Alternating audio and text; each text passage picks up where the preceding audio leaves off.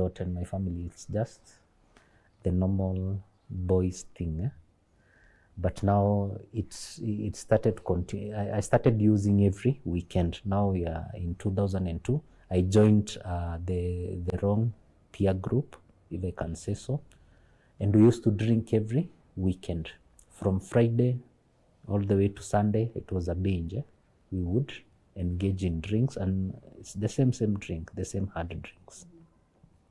And I would react the same ways, you know.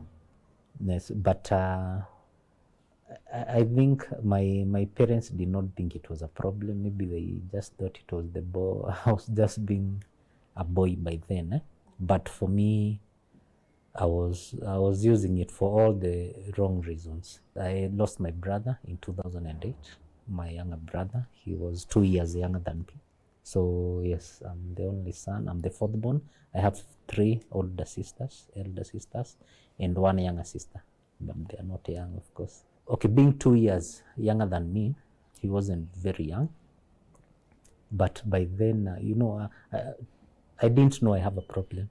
Me, I was just using, and alcohol was making me happy. So I was just using. I wasn't thinking a lot about anyone or anything. Yes. Then now we're in 2002. That is after my Form 4.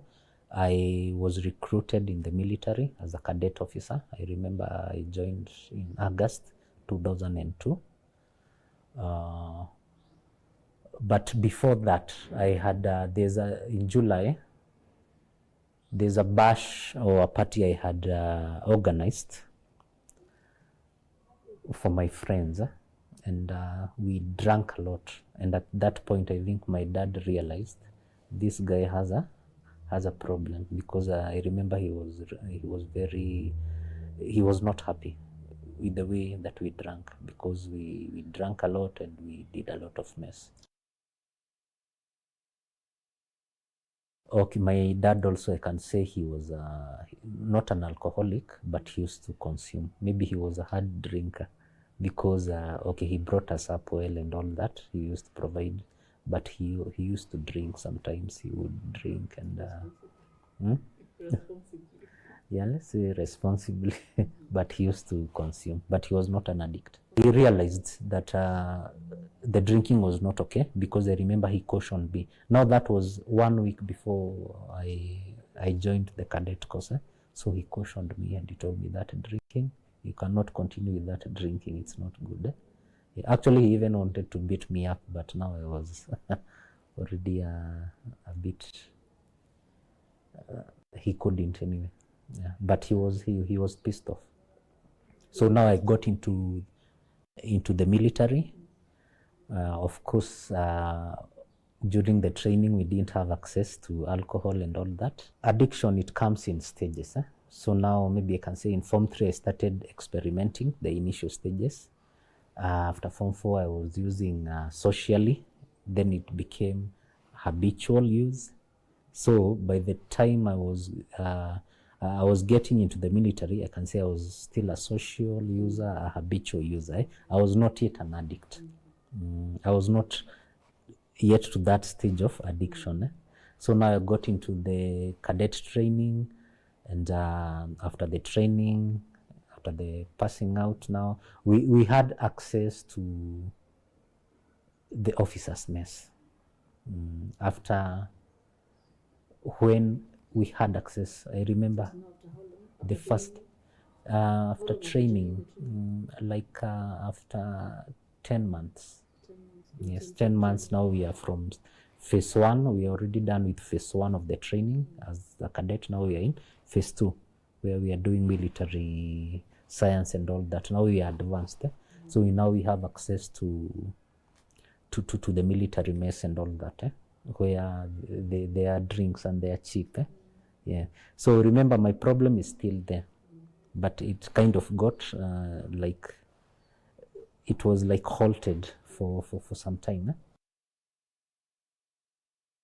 Actually, I wanted to study accounts. I was good in accounts. I actually had an A in accounts, anything to do with accounts, business. But now my dad was a friend to some some friends advised him that I can join, with the grade I had, I can join the military. Yes, and that's how I ended up in the military. Yes, so now in the military, after we had access to the mess, from the first day, my drinking was not okay. Because now here we have cheap liquor. I don't know, Guinness, they are selling at how much? There was this hard drink, they used to call it bozoi. I don't know whether it's still there.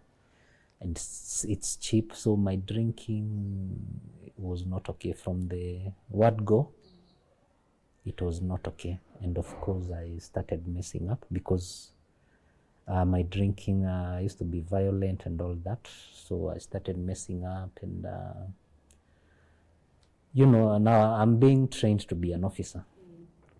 And of course, for an officer, your discipline has to be like, yeah, maybe some reservations. Sometimes, you know, you even,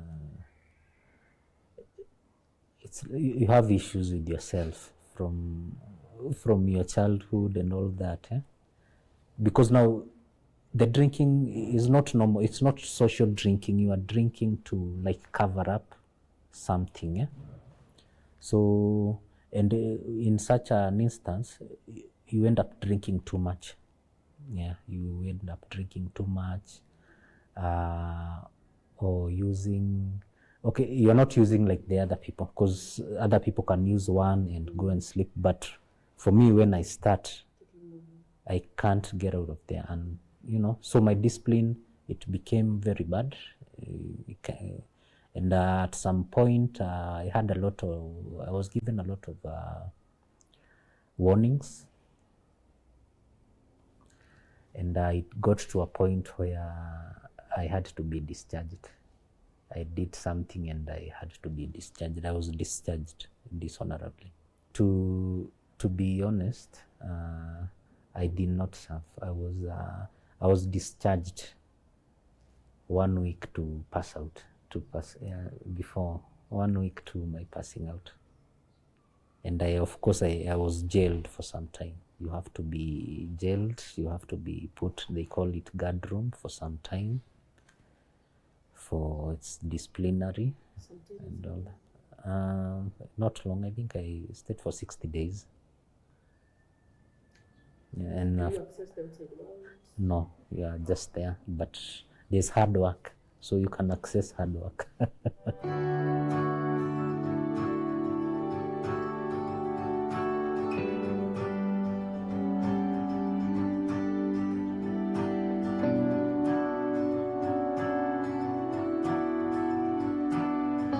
After going through all the training, now I've got to the last part of it.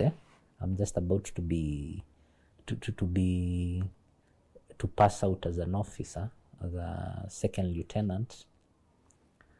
And it was coming with, of course, a lot of benefits. The pay was not bad, being a young man, and some privileges and all that. And I had worked hard for it.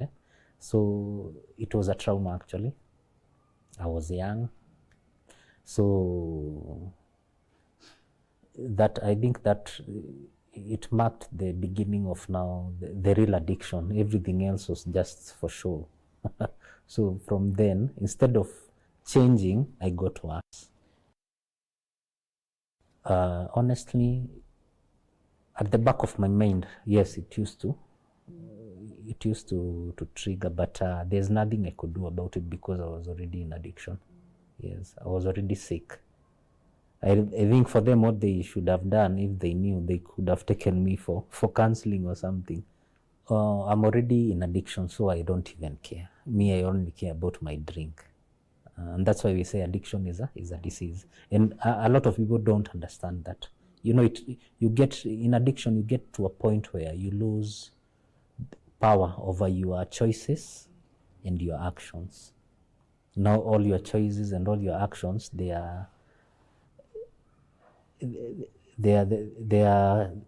it's the addiction that controls everything that you do, everything that you want to do, you are thinking. Yeah, that's the thing about addiction. You can't. That's why you see, sometimes you see people and you ask yourself, why is he still drinking? He was on yesterday and today he he is drunk. Why? Well, it's because it's a disease, and a mental disease actually. Now they know I'm not going to pass out. Actually, I'm jailed for 60 days. I think there were some officers who was communicating back home. Yes, so for them also it was a letdown. It was devastating actually, but there's nothing that they could have done. So I did my days and I went back home. I used to steal. I used to sell things at home. Anything. I used to con my parents, my mom especially. I used to manipulate her a lot, or sell anything that I could do to get money. Sometimes you go even to the bus, you don't have money. So it got bad. It was very bad actually. But I thank God because my parents were still very supportive, and actually they offered to take me back to school, and now they offered me to do the accounts I wanted to do. By then they used to call it CPA Center, to pursue CPA accounts. But now I'm still in addiction. So my parents are just trying to get me out of the peer group and that lifestyle. So I joined a CPA Center, but what happened is, you see, I'm already an addict now. So for me, I'm searching for opportunities. I'm not even concerned with accounts or getting educated, or no, that is none of my concern by then. I just want opportunities where I can get cash to drink. Remember, in the military, I had also started bang. So I'm now using bang and I'm drinking.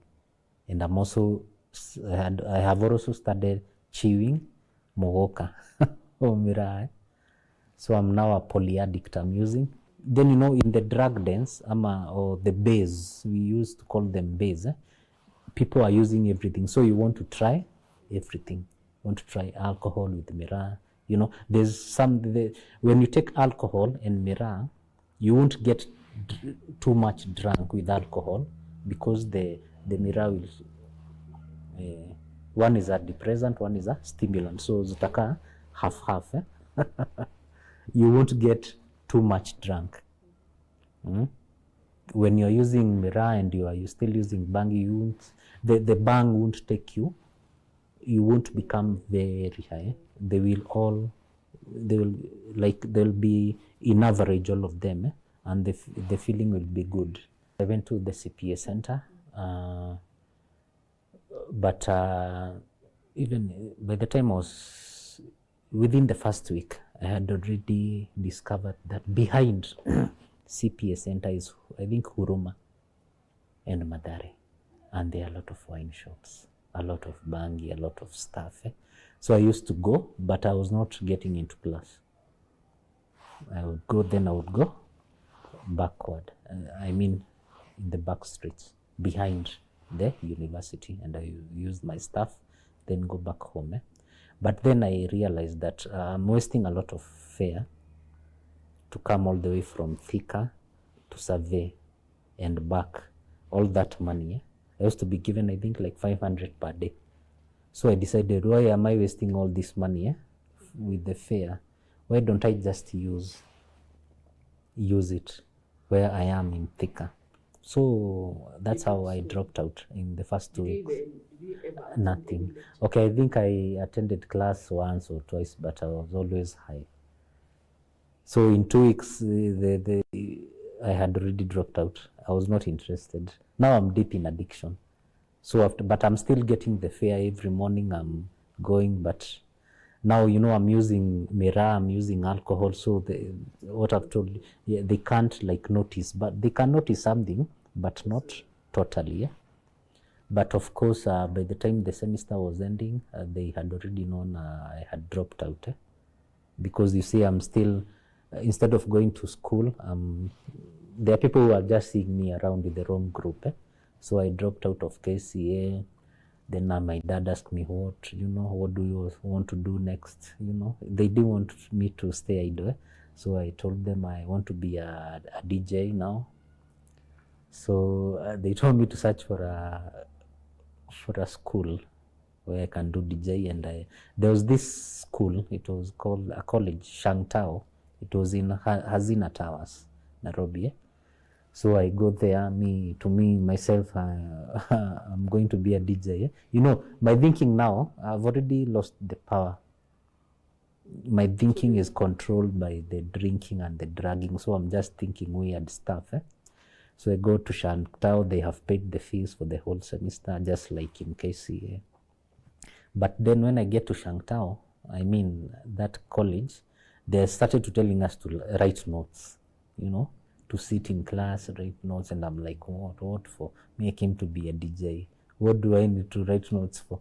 So even that, I dropped out after, I don't know, maybe 1, 2 or 3 weeks. I dropped out.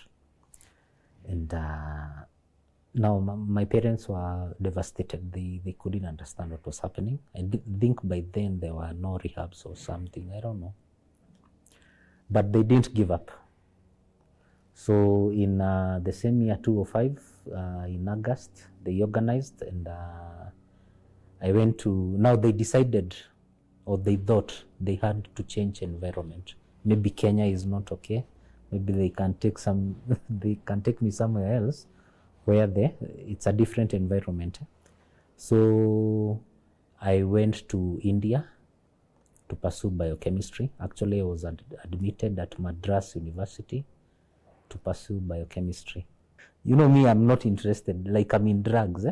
So whatever choice, they don't understand that what is going on in me, that this guy is sick. This guy needs counseling. This guy needs rehabilitation. My siblings were just watching. I have 3 elder sisters. And now my brother was there. Already my brother had already cleared. He was actually, I think, he was already in college.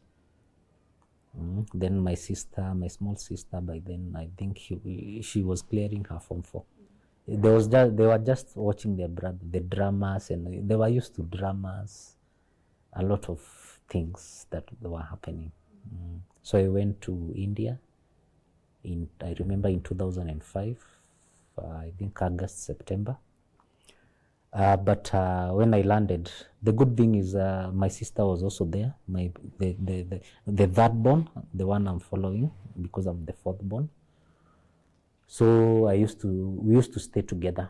But when I landed in India, I remember I had hangovers. So the first thing I searched for was a wine shop. And I found a wine shop, and alcohol was cheap. And that was the beginning of another career in a foreign land of drinking. Something that's going to make me high. And the main thing is, I want you to get, is that everywhere I'm going, everything I'm trying, I'm going with my addiction. The addiction is in me. The problem is not outside. The problem is not people or outside. The problem is in me. So even if I could have gone to the moon, I could have still gone with my addiction. So now I get to India. I have a hangover. The same day, I found a wine shop. I've started drinking. With time, there are a lot of Kenyans in India who had lost their ways. So they were doing a lot of drugs, selling drugs and funny things. So I joined the wrong groups, because that is what I was searching for. And I remember I was chased from the university within the first semester. This biochemistry, I went to pursue biochemistry. Every afternoon we had to go to the lab. Now you can imagine what is in the lab. In the lab we have ethanol. In the lab we have chloroform. A lot of things to make me high. So I was really waiting for that afternoon session, so that I used to drink ethanol. I would put it in those big tubes, then put a bit of water and drink, and it would take me to another world. Sometimes I would sniff chloroform. It is very strong. It makes your head feel like, So of course the lecturers, they noticed Isaac is not okay. At some point, I even started fighting with the security guards, and I didn't make it. I was just off. Actually, when I'm sober, you would advise me, I would listen, but my mind is not there. My mind is like, where am I gonna get my next fix? How am I gonna get my next fix? Why? Because I'm already addicted. My body needs the alcohol. I can't function without the alcohol or the drugs. So in India, actually, apart from alcohol, in India, we started using, that's why I tasted heroin for the first time, but I didn't inject myself. I used to roll it, or the ones who introduced me to it, they used to roll it with the bang, and their drugs were very cheap. So we would smoke the cocktail, it's bang mixed with heroin. We used to take a lot of tablets, we call them, they make you hallucinate. Some tablets, some are even for abortion. But when you abuse them, they would take you to another world. But you see, in the process, there are things you are aborting in your head because they are for abortion. So I engaged in a lot of drugs, and I used to be in the police station like every time, because my drinking, my using, I was just a violent guy. Then you see, I was discharged. I still have reservations after being discharged from the military. It's, the trauma and all that. So I had a lot of, I was very violent. So I stayed in India. I remember I had rastas, by the way. I was there for like 2.5 years. And by the time I was coming back to Kenya, I had very long, those rasta things. Now I'm not going to school now, but I'm working. I'm even transporting drugs. Oh, you're peddling drugs? Yes, I've joined now the wrong group. Yes. So sometimes we are transporting drugs, sometimes we are doing funny things. Sometimes we would even get employed to do some jobs. They used to call them call centers. They just need someone who is fluent with English. It's India. So yeah, there was something to do. There was a lot of money. Then the alcohol was cheap. Drugs are cheap. I remember a bank we used to buy with a big paper bag for the whole weekend. So there was a lot of drugging there. A lot of things happened in India. But I thank God, because after 2.5 years, I came back. I managed to come back. I actually told my parents I want to come back. I had left my girlfriend pregnant in 2005. So she had given birth to a girl in 2006.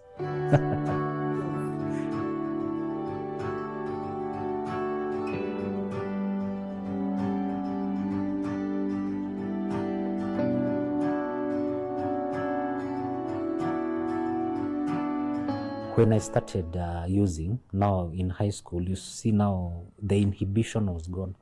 So I started sexual immorality at a very young age. Yes, at a very young age. And that's another thing. It's another topic for another day.